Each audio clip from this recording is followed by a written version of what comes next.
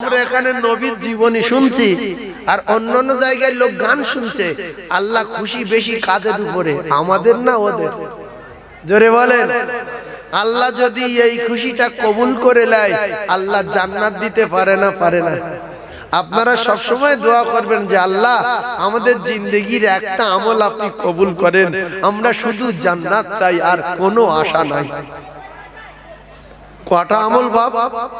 কেঁদো না ও বৌমা আমিনা, এ নূরে নবী তোমার সোনা, আরে ভুবনে খুশিতে উতালা এলো তোমার হে রাজ দুলারা। জোরে বলেন না সুবহানাল্লাহ। মা গো মা আমিনা কেঁদো না, আর ये সোনা চমকাবে এ দুনিয়া। হে দলে দলে দায়রা আর পালন শিশু সবাই নিয়ে গেল, অসহায় নবী দয়াময় মায়ের কোলে পড়ে রহিল, রেখে ছুটে তাই হালিমা কোলে নিয়ে দিল তার চুমা। আয় না সোনা মোর বুকে, আয় না সোনা মোর বুকে, তুই আমারি কোলের সাহারা। কেঁদো না ও গো মা আমিনা, এ নূরে নবী তোমার সোনা, আরে ভুবনে খুশিতে উতালা এলো তোমার রাজ দুলারা।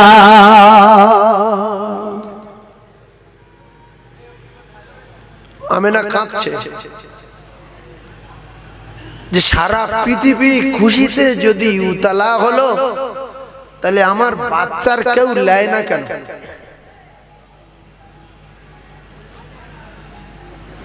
দলে দলে দায়রা এলো আর পালন শিশু সবাই নিয়ে গেল, অসহায় নবী দয়াময় মায়ের কোলে পড়ে রহিল, দেখে ছুটে এলো তাই হালিমা কোলে নিয়ে দিল তার চুমা। আয় না সোনা মোর বুকে, আয় না সোনা মোর বুকে, তুই আমার কোলের সাহারা। কেঁদো না ও গো মা আমিনা, এ নূরে নবী তোমার সোনা, আরে ভুবনে খুশিতে উতালা এলো তোমার হে রাজ দুলারা। লুবি নারী, লুবি নারী, লুবি নারী কিন্তু ভালো না, শুধু চায়। এগুলো হলো জাহান্নামী নারীর আলামত। কিন্তু স্বামী আছে, কিছু স্ত্রী আছে শুধু চায়, শাড়ি আছে ফের শাড়ি চায়, কানের আছে ফের কানের চায়। কেন গো? আটু মোটা করব। লুবি নারী। শাড়ি আছে প্রত্যেক বছরে শাড়ি, ফের বলতে ফের শাড়ি দাও। চুড়ি আছে বলতে এটা ভাঙবো। কেন গো? ওটা মোটা করবো। এরম দুটো একটা নারী আছে না নাই? চাই। খাদিজাতুল কুবরা কোনদিন চাইনি, মা ফাতিমাতুজ জোহরা কোনদিন চাইনি, মা আয়েশা সিদ্দিকা রাদিয়াল্লাহু তাআলা আনহা চাইনি। এমন নোংরা নারী জাহান্নামে যাবে বলে শুধু চায় লুবি নারী রে। সবাই চলে যায়, হালিমার লোভ নাই বলে বিনি পয়সায় দোজানের বাদশাকে কোলে তুলে লাই, জোরে বলো। কিন্তু লুবি নারীরা যা পেয়েছে তার চেয়ে বেশি হালিমা পেয়েছে না পাইনি? হালিমা পৃথিবীর সব টাকা পেয়েছে, আর ওরা 4 পয়সা পেয়েছে। যার যার কোলে পৃথিবীর বাদশা না, আসমান জমিনের বাদশা না, দোজাহানের বাদশা, তারা টাকার দরকার আছে। কিন্তু অবাক করা ঘটনা, হালিমাতুস সাদিয়া বললেন, আমি যখন বাচ্চা কোলে নিলাম আমার শরীরে একটা ঝাপটা খেয়ে গেলাম, যেন একটা শট খেয়ে গেলাম, কেমন একটা ঝাঁকার বেড়ে উঠলো। লক্ষ্য করে দেখা যায় হালিমার শরীরটা পরিবর্তন হয়ে গেছে। এইবারে আমি হালিমা মুহাম্মদকে নিয়ে আমি যখন আমার গাধার গায়ে, উটের গায়ে টাচ করলাম, উটও শট খেলো, জোরে বলুন। এই নবী কি গো, যেখানে ছোঁয়াচ্ছে শট খাচ্ছে। উট সঙ্গে সঙ্গে বলছে, হালিমা গায়ে প্রচন্ড ক্ষমতা হয়ে গেছে, তাড়াতাড়ি ছাড়, দোজাহানের বাচ্চার ওদের পিছনে রাখবো না, ওদের টপকে দেবো, টপকে দেবো, চাবুক মারতে হবে না। উট টপকাতে পেরেছে না, পারে না, জোরে বলে। 3 ঘন্টা দূরে চলে গেছে লুবি নারী রে, ওরে লুবি মায়েরা শোনেন। 3 ঘন্টা দূরে চলে গেছে হালিমাতুস সাদিয়া। এইবারে উটটা যখন ছাড়লো, সব সাহাবী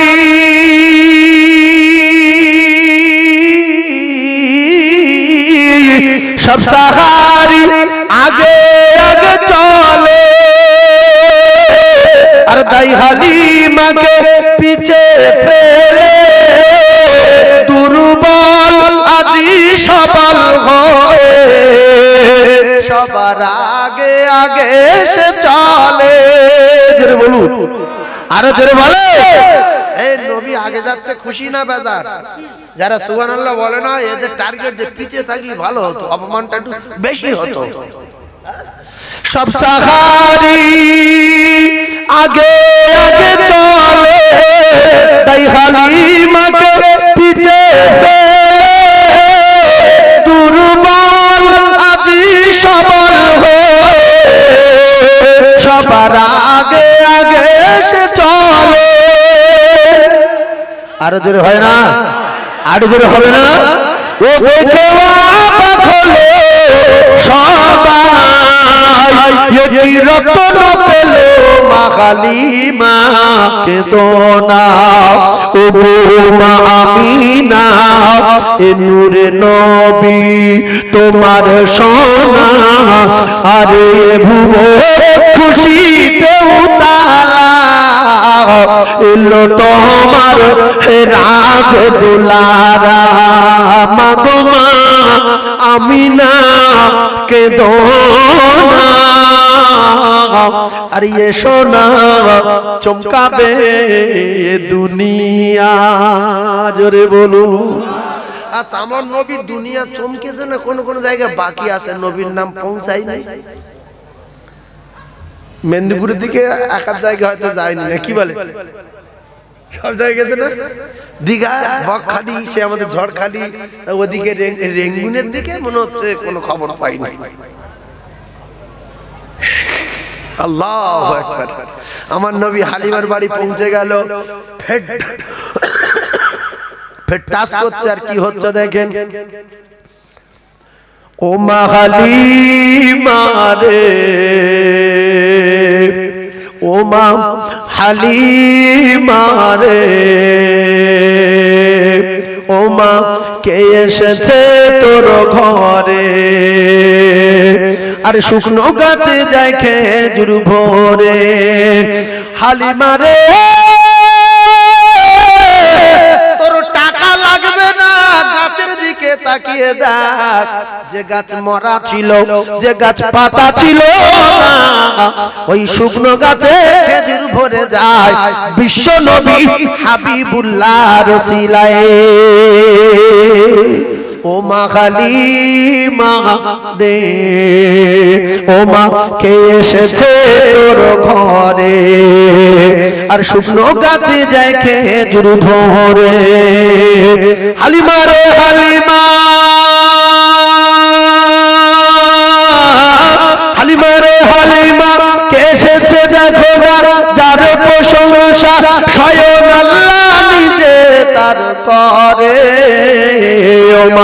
শুকনো গাছে যায় খেজুর ভরে কেঁদো না ও গো মা আমিনা এ নূরে নবী তোমার সোনা আরে ভুবো খুশিতে তোমার রাজ দুলারা মাগো মা আমিনা কেঁদো না আরে এসো না চমকাবে এ দুনিয়া জোরে বলুন আর জোরে বলুন সুবহানাল্লাহ নারে দিল্লাহ।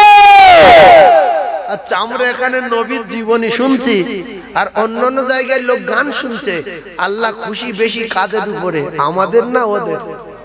জোরে বলেন। আল্লাহ যদি এই খুশিটা কবুল করে নেয় আল্লাহ জান্নাত দিতে পারে না? পারে না? আপনারা সব সময় দোয়া করবেন যে আল্লাহ আমাদের জিন্দেগির একটা আমল আপনি কবুল করেন, আমরা শুধু জান্নাত চাই আর কোনো আশা নাই। কটা আমল বাপ?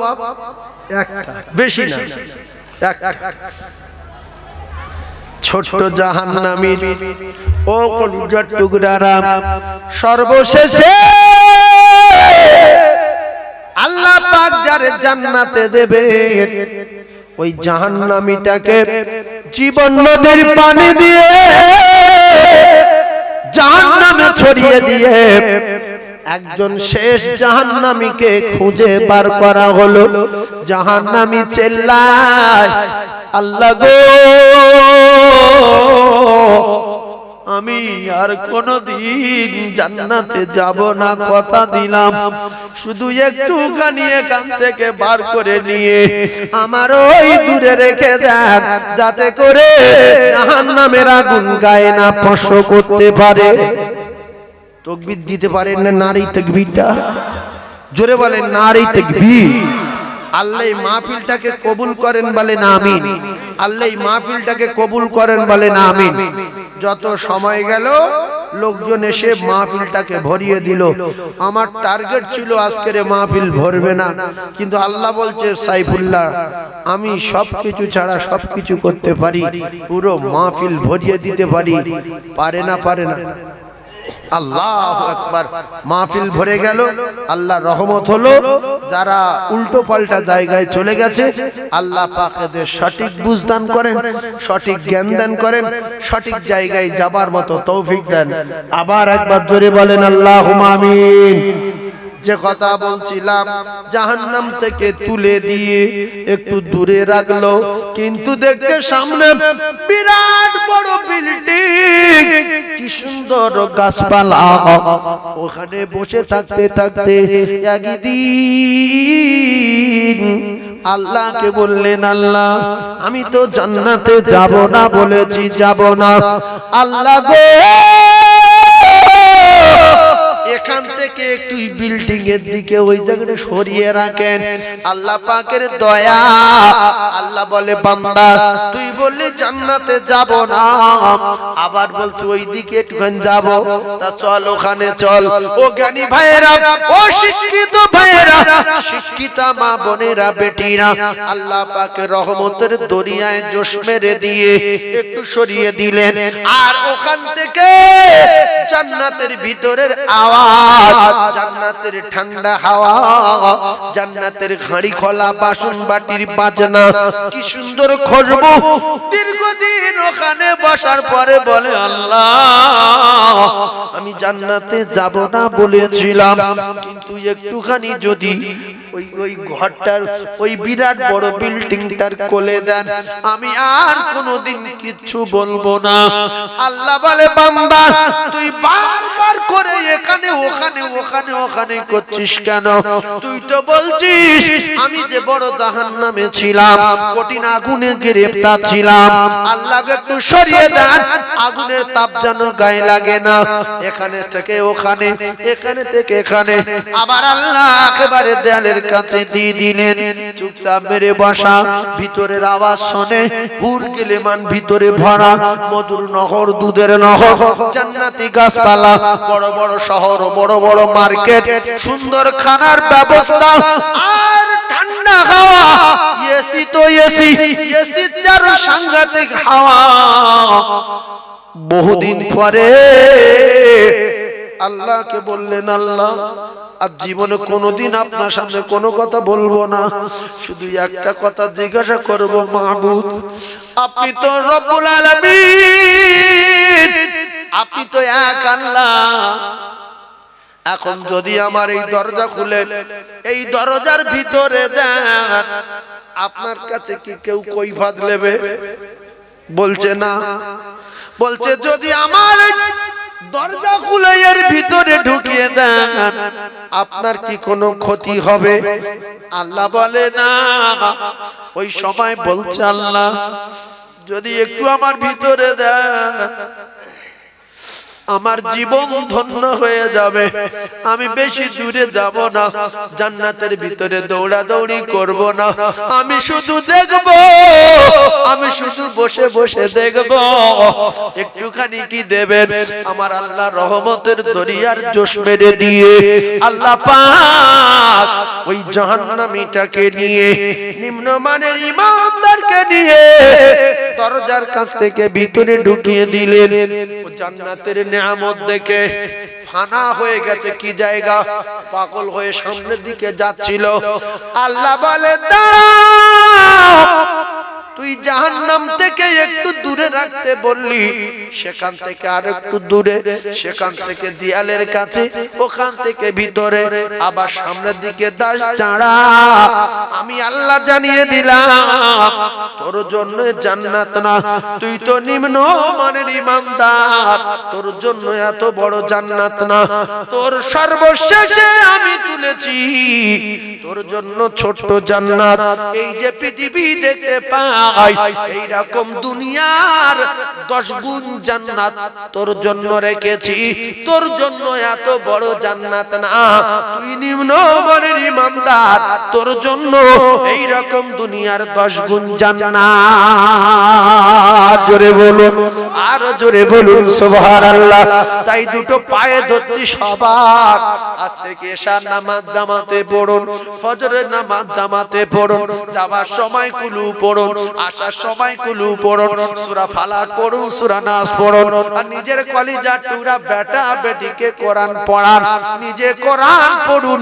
মরণের পরে কাজ হবে, মরণের পরে ইংলিশ চলবে না, হিন্দি চলবে না, বাংলা চলবে না, ভালো অঙ্ক করলে চামড়া ফেটিয়ে দেবে, কোনো কাজে আসবে না, শুধু আরবি বলতে হবে, আরবি বলতে হবে। কবরে যদি ইংলিশ বলে ফেরেশতারা বুঝতে পারবে না, পারবে না? বলছে না, ফেরেশতারা ইংলিশ বলছে, হিন্দি চলবে না। ভালো অঙ্ক করতে পারলে বলবে আরবি বল, হ্যাঁ আরবি জানি না, সময় সময় দাঁতে মেরে দাঁত ভেঙে দেবে, আরবি জানি না মানে আরবি বল, তোর বাপের নাম ভুলে দেবো। কবর আমার নিবেন খবর, ছেড়ে কথা বলবে না, দুই দিক হইতে পিষবে আমার, চূর্ণ হবে হাড়খানা, ছেলে মেয়ে কেউ যাবে না, একার যেতে হবে রে সোনা, সঙ্গে এশার নামাজ নিয়ে যাবেন, ফজরের নামাজ নিয়ে যাবেন, সূরা ইখলাস নিয়ে যাবেন, সূরা ফালাক নিয়ে যাবেন, সূরা জিলজাল নিয়ে যাবেন, সূরা ইয়াসিন নিয়ে যাবেন। এরা আপনার কাছে থাকবে, এরা আপনার সঙ্গের সাথী হবে, এরা হাসরের মাঠে থাকবে, এরা মিজানের পাল্লায় যাবে, এরা ফুলসিরাত পার করে দিয়ে আল্লাহর দয়ার জান্নাতে পৌঁছে দিয়ে দেবে। সূরা ইখলাস সবাই জানি, জি তুমি জানো বাপ? কুলু সূরা জানো? আল্লাহ, একটা জওয়ান ছেলে বলতে আমি জানি, এই জন্য সূরা ইখলাস সবাই জানি, তবে 3 বার করে প্রত্যেকদিন পড়বো। এরকম একটা ছেলে বলতে পারবে যে হুজুর আমি প্রত্যেকদিন 3 বার পড়বো, সারা রাত দিনের ভিতরে সময় লাগবে 15 সেকেন্ড, মানে 30 সেকেন্ড। একজন হাত তুলে দেখাবেন, আমি তার জন্য দোয়া করব। 3 বার করে পড়বে। আল্লাহ, 2 জন হাত তুলেছে, হয় একটা বাচ্চা হাত তুলেছে। আচ্ছা সবাই হাত তুলেন, কে কে পড়বেন, আমি তাদের জন্য দোয়া করব, মৃত্যুর আগে আল্লাহ মদিনা রাখবে ইনশাআল্লাহ। কে কে 3 বার করে হাত নামান, আল্লাহ কবুল করেন, আল্লাহ কবুল করেন। সবাই পড়বে। এই না হলো জলসা কবুল বলে। জলসা অন্তত 3 বার কুলু পড়া শিখুক, নামাজ পড়া, এক একজন নামাজ পড়া শিখুক, এক একজন নামাজ পড়া ধরুক, এক একজন নিয়ত করুক যে বাচ্চার মাদ্রাসায় দেবো, নাহলে ফাউ জলসা শেষবেলা তাবারক দাও, জম্মের খাওয়া খাইলি দাও। এই শুয়ে শুয়ে হেসে বলতেছে, ওঠ বাপ ওঠ, ওঠ বাপ ওঠ, বাপ ওঠ, বাপ ওঠ। একবার দরুদ শরীফ আল্লাহুম্মা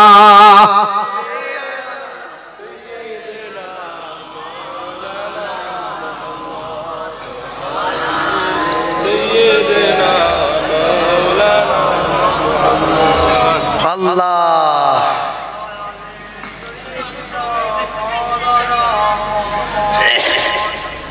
সাল্লাল্লাহু আলাইহি ওয়াসাল্লাম। আমার কলিজার টুকরা মুমিন, কোথায় গেল এটা? আল্লাহু আকবার। আপনাদের এই জলসাটা খুব সুন্দর জায়গায় হয় আর বড় জায়গায় হয়। তবে আমি আমার মায়েদের একটা কথা বলে দিচ্ছি, মা, আল্লাহ রসুল যে কথাগুলো বলে গেছে সত্য না মিথ্যা? আপনারা সবাই বলেন বাপ, সত্য তো? একটা কথা, কোন কোন কোন কোন স্বামী যদি তার স্ত্রীর ডাকে, রাতের বেলা হোক দিনের বেলা হোক, বিছনায়, এই শোনো, সেই গিন্নি যদি বলে দাঁড়াও, এর কপালে আগুন লাগার সম্ভাবনা আছে না নাই? আগুন লাগবে। কারণ হলো কিছু স্ত্রী আছে, ও ভাবিরা, খালারা, স্বামী বিছনায় ডাকছে, শোনো, বলছে দাঁড়াও 15 মিনিট সিরিয়ালটা বাকি আছে, বলছে শোনো, বলছে বইটা এখন 10 মিনিট বাকি আছে, দাঁড়াও, বলছে এসো না তাড়াতাড়ি, বলছে তুমি একটুখানি সহ্য করো, ওরকম করছো কেন? কলিজার টুকরা ভাইয়েরা, এইরকম কোন বিশ্বাসঘাতক নারী যদি তার স্বামীর সাথে এরকম করে, গুঁড়ো দিচ্ছি দাঁড়াও, ছাগলে ঘাস দিচ্ছি দাঁড়াও, হাঁসের কুঁড়ো দিচ্ছি দাঁড়াও, আর স্বামী যদি রেগে যায়, ওইভাবে শুয়ে যদি ঘুমিয়ে যায়, বা না ঘুমানোর ভাব করে চুপ করে সাইডে ঘুরে শোয়, গিন্নি বই দেখে 15 মিনিট পরে গিয়েছে, গিয়ে এবারে স্বামীর গায়ে হাত দিয়ে বলছে, রেগে গেছে, ঘিরে সে ঘিরে সে। ভাইজান আমার, স্বামী বলছে মুখে মারবো, দাঁত ভেঙে দেবো, গায়ে হাত দিবেন শর্ট, তোর আধা ঘন্টা আগে ডেকেছিস, নিদেনের মতো বই দেখছিলিস, সরে যা। আল্লাহর কসম, আল্লাহর নবী জানান ভাবি, স্বামী যদি না ঘরে, ওইভাবে রেগে যদি যায়, তুমি যদি ভুলিয়ে ভালিয়ে পোটাতে না পারো, তাহলে তোমার উপরে ফেরেশতারা সারা রাত বদদোয়া করবে, তোমার উপরে ফেরেশতারা লানত দেবে। আল্লাহর নবী জানান, যদি সারা রাত কেটে যায় আর স্বামী রেগে যাওয়ার পরে স্ত্রী যদি মারা যায়, ওই স্ত্রী জাহান্নামী, ওই স্ত্রী জাহান্নামী, ওই স্ত্রী আল্লাহর জান্নাতে যাবে না। কথা বুঝে আসলো? স্বামী বড় না মোবাইল বড়? কথা বলে। স্বামী বড় না সিরিয়াল বড়? স্বামী বড়। স্বামী বড় না হাঁস মুরগির গুঁড়ো বড়? ও ভাবি, যদি তুমি নফল নামাজে দাঁড়াও, স্বামী বলতে চলে আয়, নামাজ ছেড়ে দে, চলে যাও, বাপের বেটি মুখ্য নারী। কথা বুঝে আসে? ফের পরে নফল নামাজ পড়বে, কিন্তু 100-র ভিতরে 90টা নারী দেখা যায়, স্বামী যখন যেটা মনে করে স্বামীর নিয়ত পুরো করতে দেয় না। স্বামী বলছে এখন, গিন্নি বলছে পরে। শুধু হাসছে।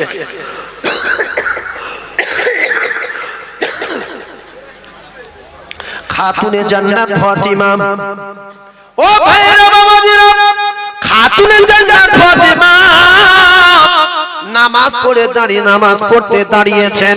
ও ভাবিরা, খালারা রে, নামাজ নামাজ পড়তে দাঁড়ালেন, আল্লাহর নবী আসছিলেন মেয়ের বাড়িতে, দরজায় ঠোকা দিলেন, ফাতিমা আমি তোমার আব্বুরে মা।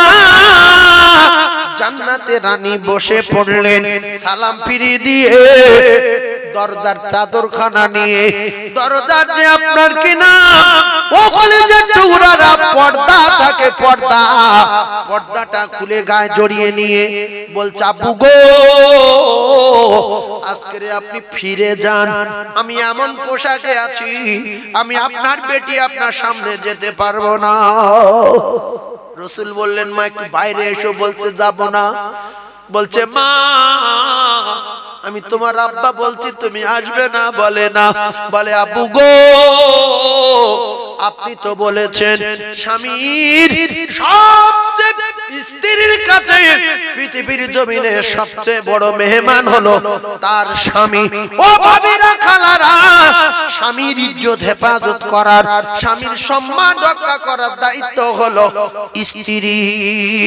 আব্বু গো আপনি তো বলেছেন ফাতেমা তোমার কোনো কারণে, তোমার কোনো ব্যবহারে যদি আমার জামাই আলী রেগে যায় আর তুমি যদি মারা যাও, আমি নবী তোমার জানাজায় যাব না।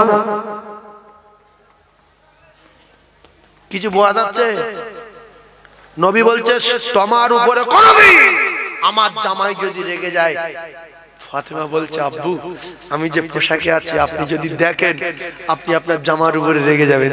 যাহা আমার মেয়েটা কত কষ্ট হয়ে রেগেছে, আমি এমন ব্যবহার করব না যাতে করে আপনি আমার হাসান হোসেন আব্বার উপরে রেগে যান, কষ্ট পান, আর আমার স্বামী আবার পরে বলবে ওই পোশাকে ছিলে আব্বা দেখালে কেন, আব্বা কত না কষ্ট পেয়েছে, তাই ফিরে যান, অন্যদিন কথা হবে। এমন ব্যবহার করতে চাই না যাতে করে আমার স্বামীর উপরে আপনি রেগে যান।